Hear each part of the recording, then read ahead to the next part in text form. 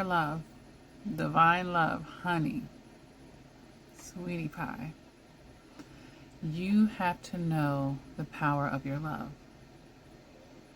And once you know that and you understand what that looks like and how it plays out in different types of energies, you'll be able to quickly recognize what's going on in front of your face. Okay? Whew. And then on top of that, and we've already addressed this in other videos, not letting the power of your own love overtake you and your ability to keep your own balance. Okay? Don't even let your own love that you have for others, okay, overtake the love that you need to have for yourself as well, and that you need to have in that connection.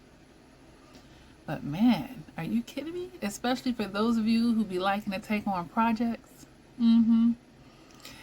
And what people will be calling dating down, and or just trying to rescue people all the time. First of all, make sure it's your assignment. But you need to understand, when you come into somebody's life like that, and maybe this person, haven't been loved properly ever or in a long time, and usually ever properly, or as someone who sees love energy as just a fuel, an energy to absorb, to build up their ego. Because that's what's happening with a narcissist. They're like, oh, you love me? Oh, yeah, when people love me, that gives me like access to a lot to exploit and manipulate and take advantage of. So you have to understand the power of your love. And then when you're putting that fuel and that energy into an energy like that, it's just making their ego bigger. And they're not going to give the credit to your love. They're not going to think, wow, this person is loving me so well that, man, I'm feeling even stronger. I'm feeling more powerful. Like, man, I got a whole new zest for life. Like, I feel like I'm on top of the world. Like, I'm fully supported here. They're going to take all the credit of that. And not only are they taking all the credit of it, they're not reciprocating you. So you're being depleted and drained at that point.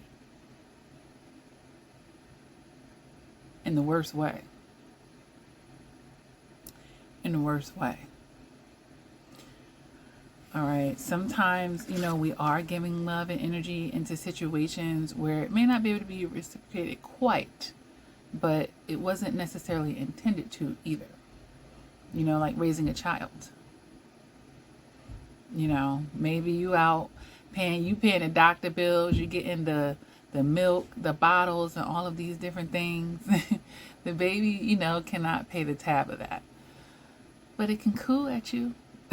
It could goggly goo. And I know somebody that don't want kids, like, look, I'm good on that though. I'm cool. But you have to know the power of your love. And it really lifts people up. But if you're lifting the wrong energy up, man, it will be so much, it will feel in vain. It'll feel in vain is what I'll say.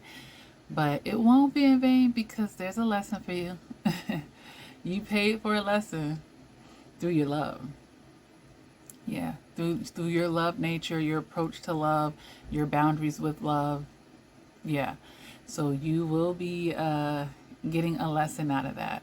And hopefully you take it so that you don't have to keep depleting yourself in that way in future situations, okay? But you have to know the power of it, because when you do, baby, everybody won't be able to just have access to it. You're going to be more discriminatory about it, because you know how pure it is, how precious it is, how on time it is, how loyal it is, how special it is. And it's like, well, if I'm going to give you all of that,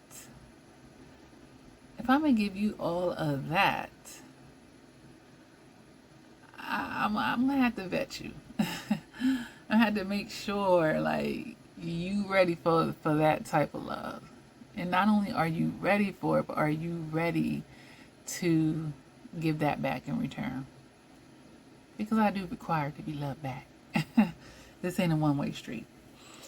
But you guys have to know it. Once you know it, like, it's such, the love of a loyal friend, like, you won't just allow people to be bad friends to you while you're being good friends to them. So, know the power of your love. So when you see people start ego tripping and you'll understand what all that is. You'll understand it. All right, you guys. See you in the next talk.